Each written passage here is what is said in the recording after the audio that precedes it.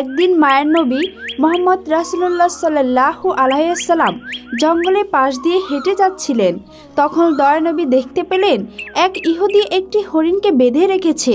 হরিণটি দয়ার নবী হজরত মোহাম্মদ সাল্লাল্লাহু আলাইহি ওয়াসাল্লামকে দেখার পর সাথে সাথে বলে উঠল, ইয়া রাসূলুল্লাহ, ইয়া হাবিব আল্লাহ, আজ সকালে আমি আমার বাচ্চাদেরকে বাসায় রেখে খাবার অন্বেষণের জন্য বের হয়েছিলাম। আল্লাহর নবী গো, এমন সময় ইহুদি আমার সামনে আসে এবং আমাকে বন্দি করে ফেলে। সকাল থেকে এই পর্যন্ত সে আমাকে বন্দি করে রেখেছে। ইয়া রাসূলুল্লাহ, আমার দুধের বাচ্চা রয়েছে। সকাল থেকে এই পর্যন্ত তাদেরকে আমি দুধ খাওয়াতে পারিনি। হয়তোবা তারা আমাকে না পেয়ে অনেক অস্থির হয়ে পড়েছে এবং তাদের গলা দুধ না খাওয়ার কারণে শুকিয়ে গিয়েছে। হে আল্লাহর নবী, ওগো আল্লাহর হাবিব, আমি শেষবারের মতো আমার বাচ্চাদের সাথে একবার সাক্ষাৎ করতে চাই। দয়া করে আপনি এর একটা ব্যবস্থা করে দিন। হরিণের এই আর্জি শুনে দয়াল নবী হজরত মুহাম্মদ সাল্লাল্লাহু আলাইহি ওয়াসাল্লামের অন্তর কেঁদে উঠল। তখন নবীজি ইহুদিকে বললেন, হে ইহুদি, তুমি কেন এই হরিণকে আটকে রেখেছ?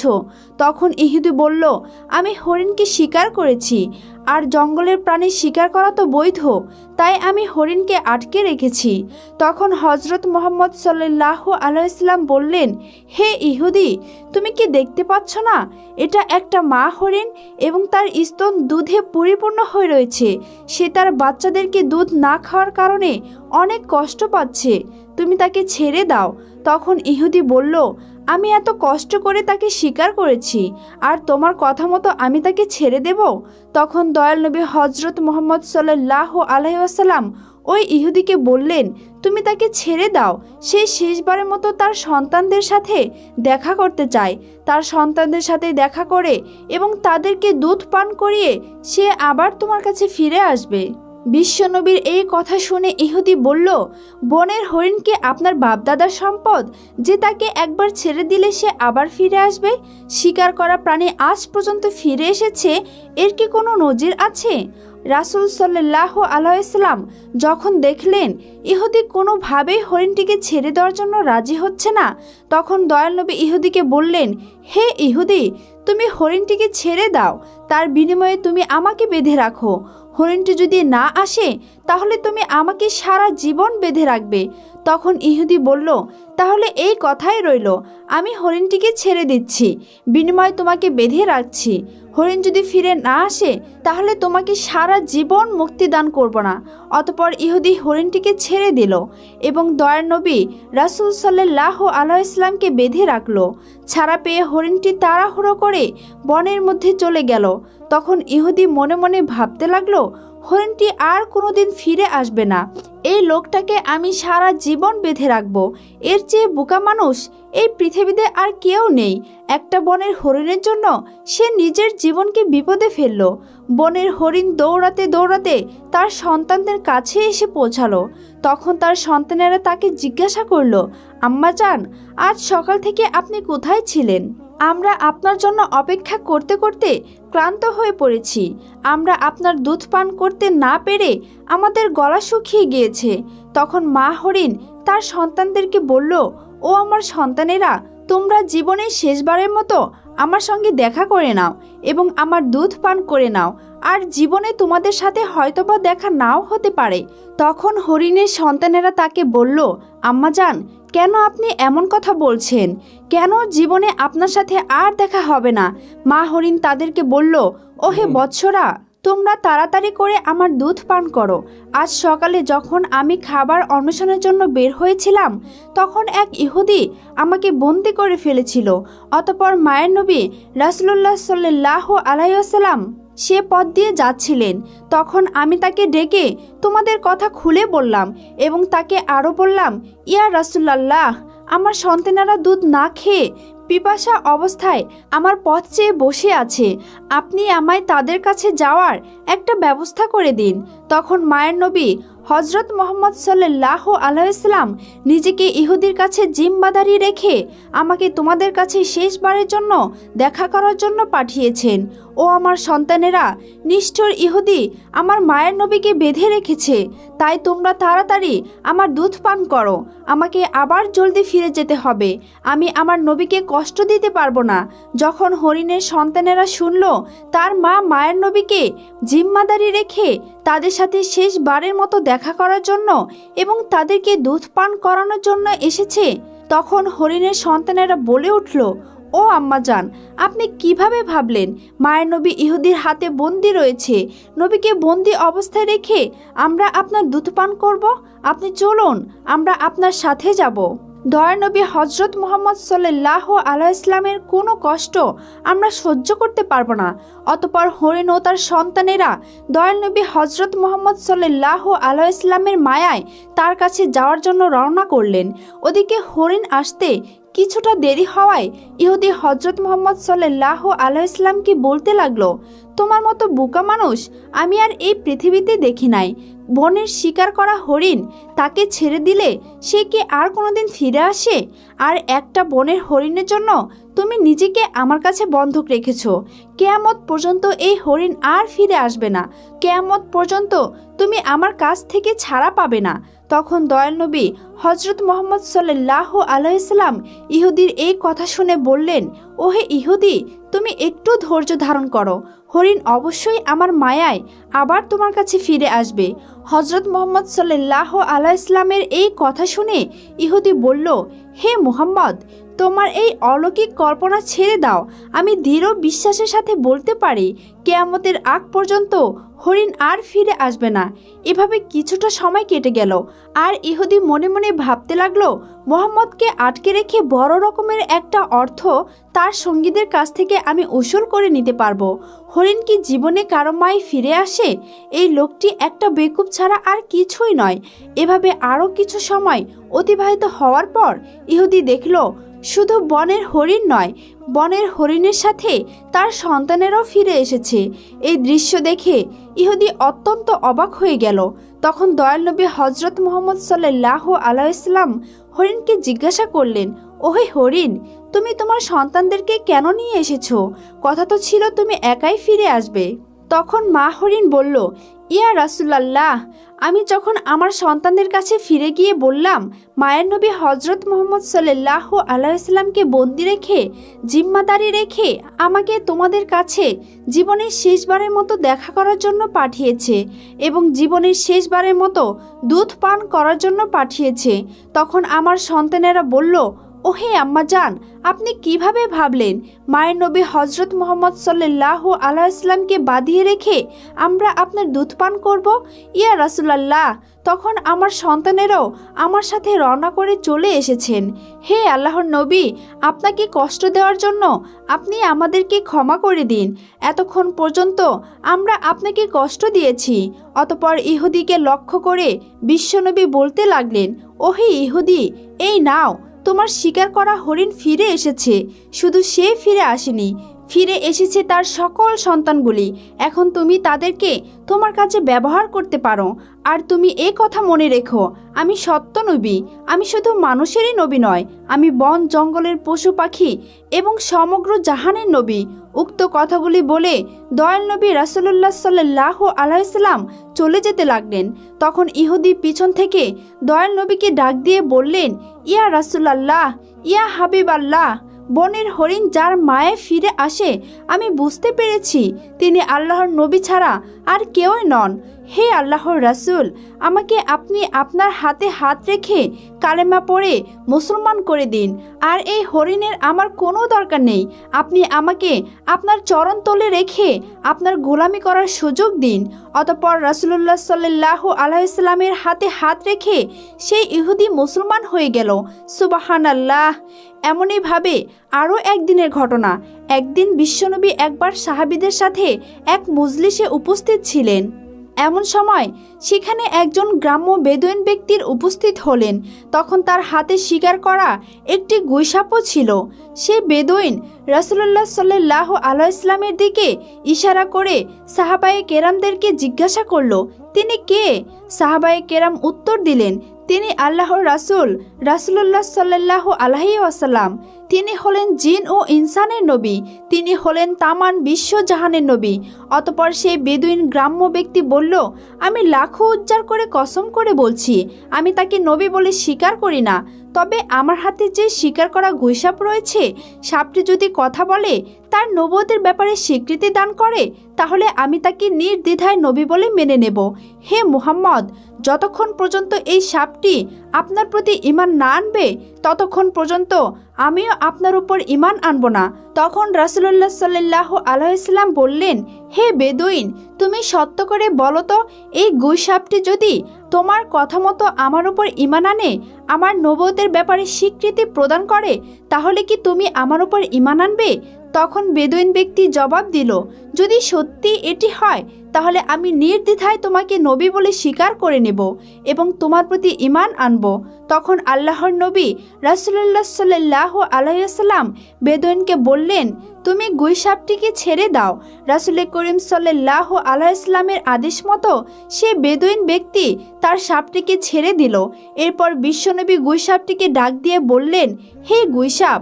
গুইসাপকে ডাক দেওয়ার সঙ্গে সঙ্গে এই সাপটি সকলের বোধগম্য বিশুদ্ধ আরবি ভাষায় জবাব দিল, লাব্বাইক ইয়া রাসূলুল্লাহ, আমি আপনার খেদমতে উপস্থিত এবং আমি আপনার আনুগত্য। গুইসাপের এই কথাগুলি উপস্থিত সকলেই শুনল এবং বুঝতে পারল।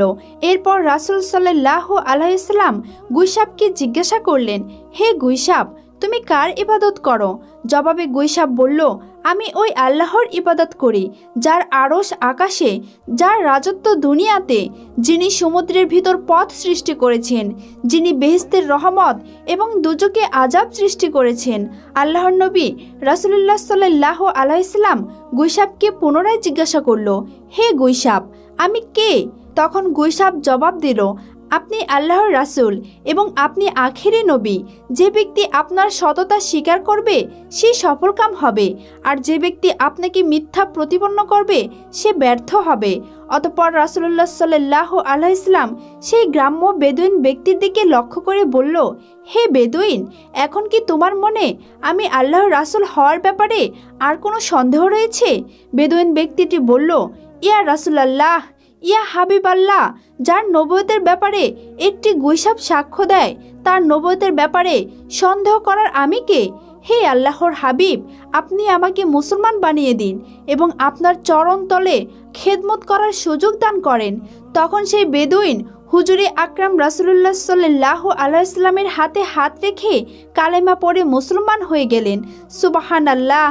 একদিন আবু জাহেল, ওলি ইবনে মুগিরা এবং আস ইবনে ওয়াইল কাফেরেরা রাসূল আকরাম সাল্লাল্লাহু আলাইহি ওয়াসাল্লামের কাছে এসে বলল, হে মুহাম্মদ, ওই যে আকাশের চাঁদটা দেখা যাচ্ছে, তুমি যদি ওই চাঁদটাকে দ্বিখণ্ডিত করে দেখাতে পারো, তাহলে আমরা তোমার উপর ঈমান এনে ইসলাম ধর্ম গ্রহণ করব।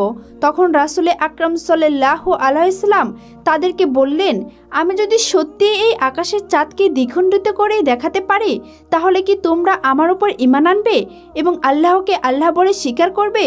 তখন তারা বলল, আগে আমাদেরকে চাঁদটি দ্বিখণ্ডিত করে দেখাও। সত্যি আমরা তোমাকে কথা দিচ্ছি, যদি এই কাজ তুমি করে দেখাতে পারো, তাহলে তোমার উপর নিশ্চিতভাবে ঈমান আনব এবং তোমার আল্লাহকে আল্লাহ বলে স্বীকার করব আর তোমাকে নবী বলে স্বীকার করব। তখন হুজুরে আকরাম সাল্লাল্লাহু আলাইহি ওয়াসাল্লাম আল্লাহ রাব্বুল আলামিনের দরবারে দোয়া করলেন, হে আল্লাহ, আপনি এই আকাশের চাঁদকে দ্বিখণ্ডিত করে দিন। তখন মহান রাব্বুল আলামিন রাসূল আকরাম সাল্লাল্লাহু আলাইহি ওয়াসাল্লামের দোয়া কবুল করলেন। দোয়া করার পর বিশ্বনবী চাঁদের দিকে নিজের আঙ্গুলের ইশারা করলেন, আর সাথে সাথে আকাশের চাঁদ দ্বিখণ্ডিত হয়ে গেল। চাঁদের দুটি খণ্ড পরস্পর হতে এত দূরে সরে গিয়েছিল যে এটার মধ্যভাগে হেরা পর্বত দেখা যাচ্ছিল এবং চাঁদের দ্বিখণ্ডিত হওয়ার ব্যাপারটি কাফেররা দেখতে পারছিল। এবার আল্লাহর নবী রাসূলুল্লাহ সাল্লাল্লাহু আলাইহি ওয়াসাল্লাম প্রত্যেকটি কাফেরের নাম ধরে ধরে ডেকে বলতে লাগলেন, হে আবু জাহেল, তুমি সাক্ষী থাকো। হে ওলি ইবনে মুগিরা, তুমি সাক্ষী থাকো। হে আজ ইবনে ওয়াইল, তুমি সাক্ষী থেকো। আমি তোমাদের কথা মতো আকাশের চাঁদকে দ্বিখণ্ডিত করে দিয়েছি, আর তোমরা এখন তোমাদের ওয়াদা মতো আল্লাহকে আল্লাহ বলে স্বীকার করো এবং আমাকে নবী বলে স্বীকার করে নাও।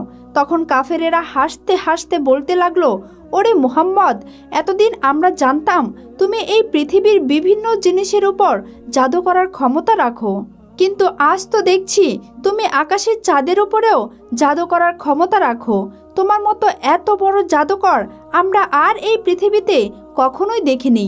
তুমি এই কথাও জেনে রাখো, আমরা কোনো জাদুকরকে কখনোই নবী বলে স্বীকার করতে পারি না। মূলত আল্লাহ রাব্বুল আলামিন তাদের ভাগ্যে ইমানের দৌলত রেখে রাখেননি, তাই তারা আল্লাহর রাসূল সাল্লাল্লাহু আলাইহি সাল্লামের পক্ষ থেকে এত বড় একটা মুজিজা দেখার পরেও ঈমান গ্রহণ করলো না। হযরত মুহাম্মদ সাল্লাল্লাহু আলাইহি সাল্লামের বিশেষ মুজিজার ব্যাপারে আল্লাহ রাব্বুল আলামিন কুরআনুল কারিমে উল্লেখ করে দিয়েছেন। সূরাতুল কারিমে বর্ণিত হয়েছে, কিয়ামত নিকটে চলে এসেছে এবং চন্দ্র দ্বিখণ্ডিত হয়েছে।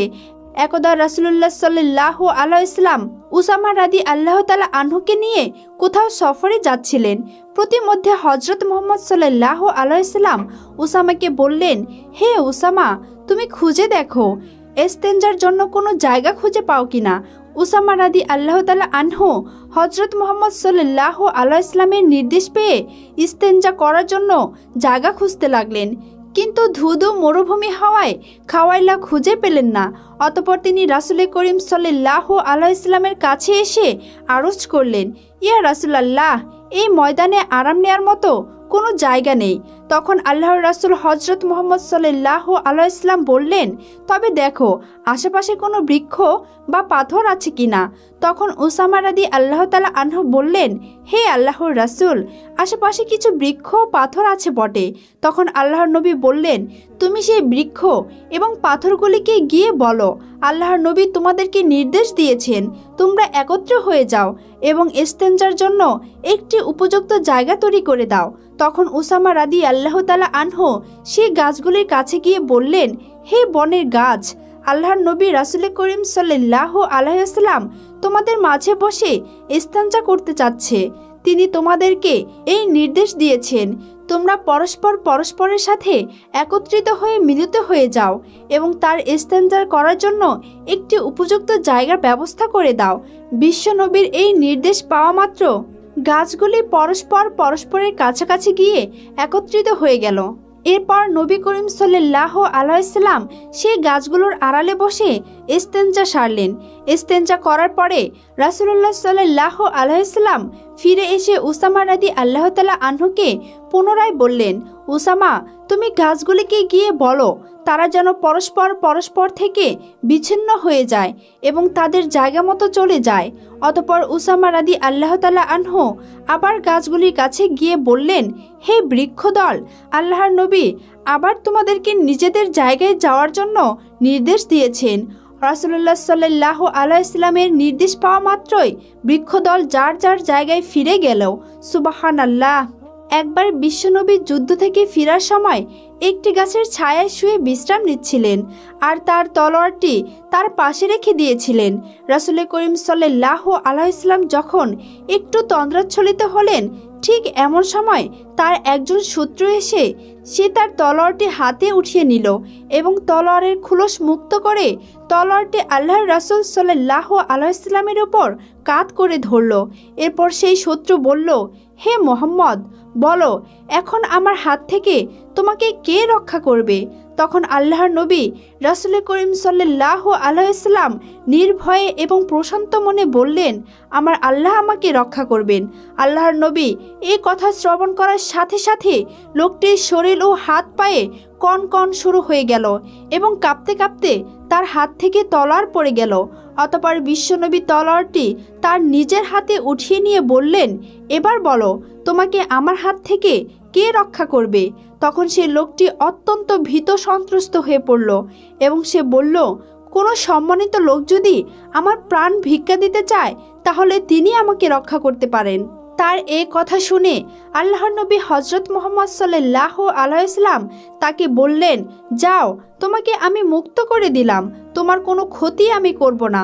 হযরত মুহাম্মদ সাল্লাল্লাহু আলাইহি সাল্লামের উদারতা এবং মহানুভবতা দেখে সেই লোকটি অবাক হয়ে গেল এবং সে তার সম্প্রদায়ের কাছে ফিরে গিয়ে বলল, আমি এমন একজন ব্যক্তির সাথে সাক্ষাৎ করে আসলাম যার মহানুভবতা, যার উদারতার কোনো তুলনা হয় না। হে আমার সম্প্রদায়, তোমরা জেনে রাখো, আজ থেকে আমি তোমাদের সঙ্গ ত্যাগ করে সে লোকটির জন্য আমার প্রাণ উৎসর্গ করব। আজ থেকে আমি তোমাদের সবাইকে ত্যাগ করে দিলাম। এরপর সেই লোকটি পুনরায় রাসূলুল্লাহ সাল্লাল্লাহু আলাইহি ওয়াসাল্লামের কাছে ফিরে এসে আরজ করল, ইয়া রাসূলুল্লাহ, আপনি আমাকে মুসলমান করে দিন এবং আপনার চরণতলে খেদমত করার সুযোগ দান করুন। তখন আল্লাহর নবী হযরত মুহাম্মদ সাল্লাল্লাহু আলাইহি ওয়াসাল্লাম তাকে কালেমা পড়িয়ে মুসলমান বানিয়ে দিল। সুবহানাল্লাহ।